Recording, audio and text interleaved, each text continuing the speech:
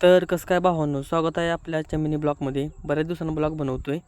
विषय असा होता बघा, मी आणि माझा मित्र निघालो कारखाना ट्रॅक्टर खाली करायला. मग काय एकदाची ट्रॅक्टर घेऊन आपण आत निघालो बघा. तुम्हाला तर माहितीच आहे, आत जायच्या आधी काटा करायला लागतो. मग काय ही बघा, ही सेन्सर असतो आहे आणि हे सेन्सर या मशीनीला लावायचा म्हणजे आपलं पावती तिथं नोंद होत्या. एकदा ट्रॅक्टर काट्यावर लावला बघा, तर मग पाटक्यानं काटा करायचा आणि आत जायचं. एकदाच्या आतमध्ये आलो बघा, तर आपण आतमध्ये आल्यानंतर आपल्या पुढं बरीच वाहनं होती. आता म्हटलं वेळ तर लागणार आहे खाली करायला, आता इलाज नाही म्हटलं. आणि इथं तरी या ट्रॅक्टरला तर होडच नव्हतं राव, काय बिना होडाचं ट्रॅक्टरच गोड दिसत नव्हतं. तर वरचं दुष्काळात 12 महिना राव, झालं ना टायर पंक्चर.